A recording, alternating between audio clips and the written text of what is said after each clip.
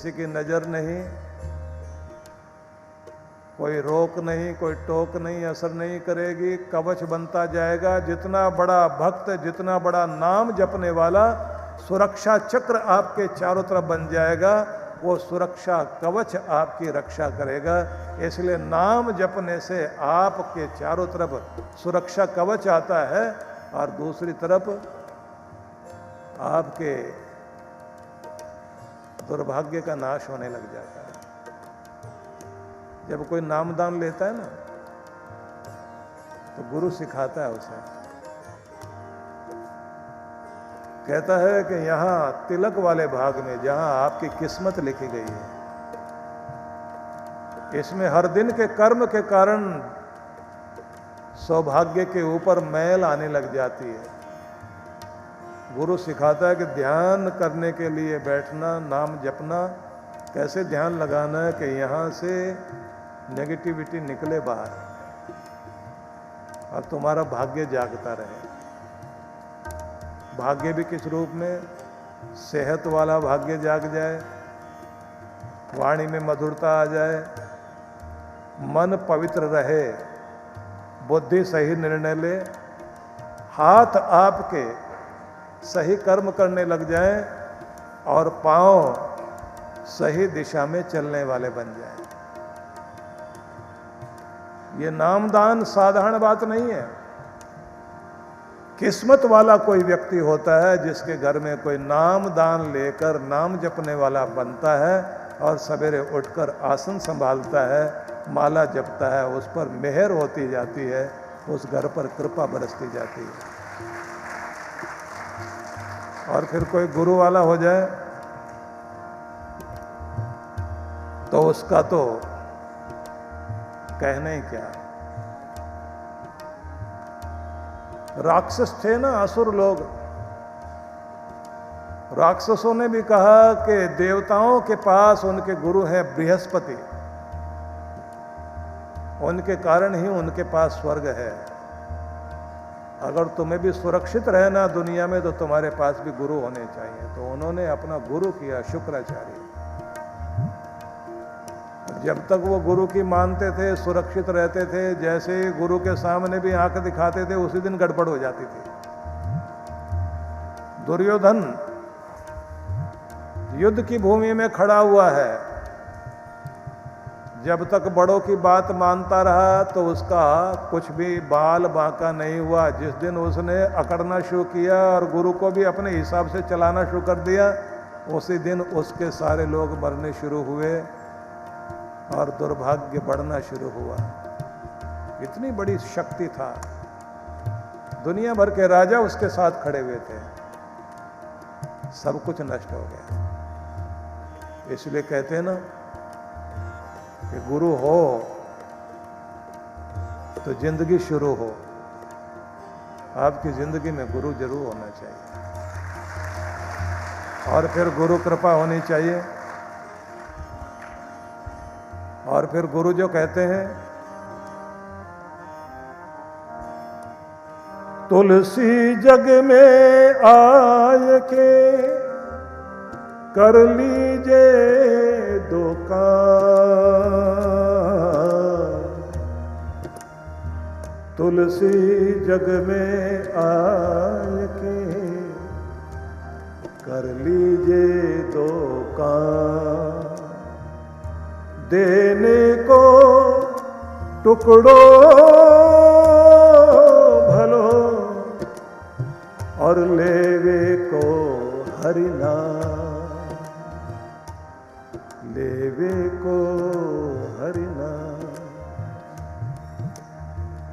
इस दुनिया में आके दो काम कर लेना कि देने के लिए टुकड़ा अन्नदान, अन्नदान करना आ जाए आपको। भंडारा हो रहा हो ना कहीं, तो अपने घर से जरूर कुछ न कुछ दो। आपके घर के अन्न भंडार में कमी नहीं रहेगी और बरकत पड़ेगी, उस अन्न पर कृपा होगी। और आपके पास भगवान ने जो कुछ धन दिया है, प्रयोग करने से पहले उसको शुद्ध कर लेना बहुत जरूरी है। भगवान की भक्ति करते हो तो आप तन को शुद्ध करते हैं, वस्त्र शुद्ध करते हैं, स्थान शुद्ध करते हैं, माला को शुद्ध करते हैं, तब नाम जपने बैठते हैं। धन का प्रयोग करना है तो प्रयोग करने से पहले कमाई घर में आई, न जाने किस किस तरह से कमाया है आपने। जो भी कमाया है उसमें कोई ना कोई दोष लगा होता है, और किस किस से कमाया, कैसे कैसे आदमी से कमाया, सब तरह का दोष होता है। कोई दोष बीमारी पैदा करता है, कोई बुद्धि खराब करता है, कोई दोष गलत दिशा में लेकर जाता है, गलत संगति में ले जाता है, ऐब लगा देगा, चाल चलन बिगड़ जाएगा, खोट आ जाएगा। 9 तरह के दोष आ जाते हैं। इसलिए 9 तरह की सेवाएं कहते हैं धन के द्वारा होनी चाहिए। उस पर भगवान आशीर्वाद देता है बरकत का, उसको बरकत का आशीर्वाद देता है। और आपके अन्न को, धन को शुद्ध करके जब आप ग्रहण करते हैं तो वो अन्न, वो धन फिर धन्य करता है, और अन्न प्राण को पैदा करता है, जीवन शक्ति को बढ़ाता है। तो जीवनी शक्ति अन्न से मन, धन से धन्यता, पानी से वाणी, संग से रंग, ये जीवन के ढंग है जिसको सीखना चाहिए।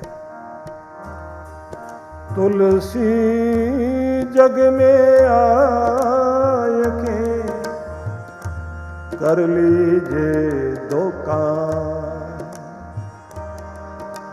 देने को टुकड़ों भलो, लेने को हरि नाम। एक तरफ तो देना, अन्न का, धन का, वस्त्र का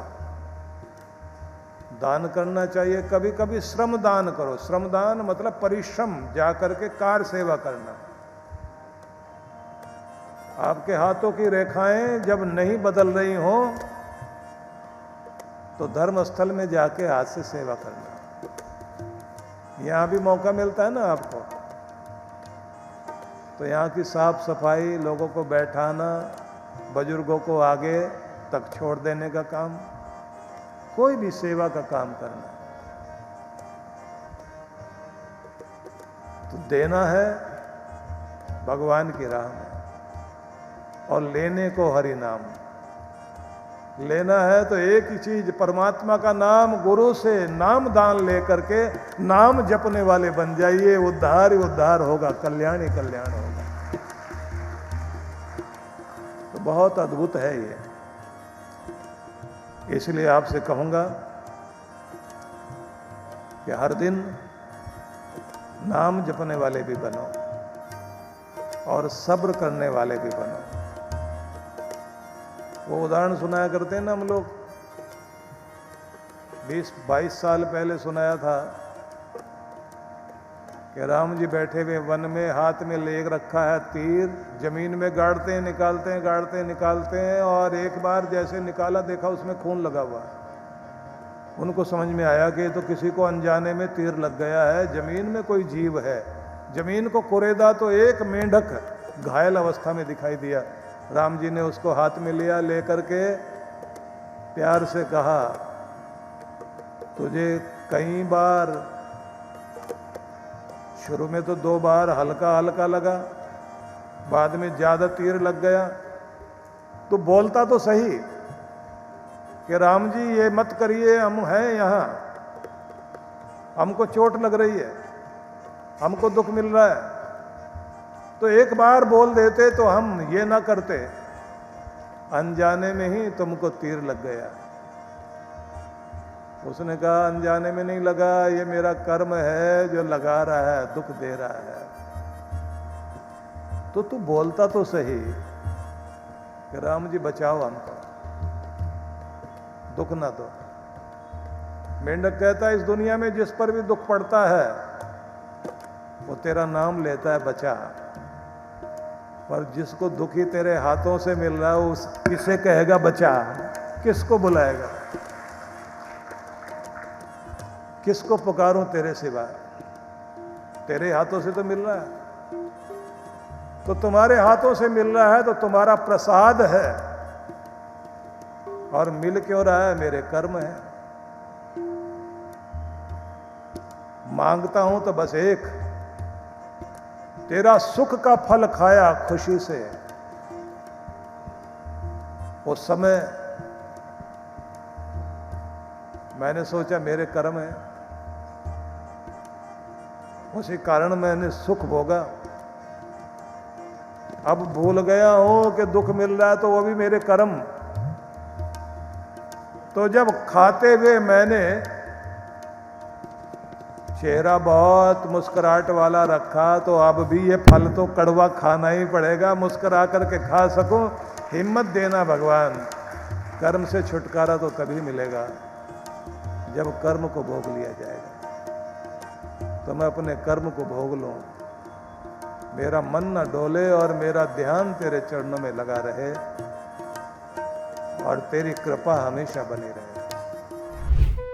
गुरु बिन ज्ञान न होत है, गुरु बिन दिशा अजान, गुरु बिन इंद्रिय न सधें, गुरु बिन बढ़े न शान। जीवन का पथ जहां से आरंभ होता है, उस मार्ग को प्रकाशित करने वाले गुरु ही होते हैं।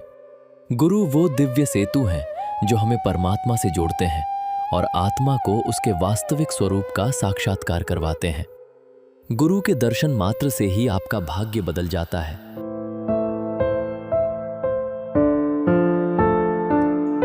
और यदि गुरु की मेहर भरी नजर आप पर पड़ गई तो आपका कल्याण निश्चित है। परम पूज्य सद्गुरुदेव श्री सुधांशु जी महाराज एवं डॉक्टर अर्चिका दीदी जी के पावन सानिध्य में 25 से 29 जुलाई 2026 गुरु पूर्णिमा महोत्सव बड़े ही हर्षोल्लास के साथ आयोजित किया जा रहा है। मान्यता है कि गुरु पूर्णिमा के अवसर पर गुरु की विशेष कृपा प्राप्त करने का श्रेष्ठ अवसर होता है। इन दिनों ध्यान और साधना में लीन होकर साधक अपने गुरु मंत्र को जागृत करता है और आध्यात्मिक उन्नति की ओर अग्रसर होता है। आइए गुरु की विशेष कृपा प्राप्ति के लिए जुड़े हमारे साथ। कार्यक्रम की रूपरेखा, दिनांक 25 से 29 जुलाई 2026।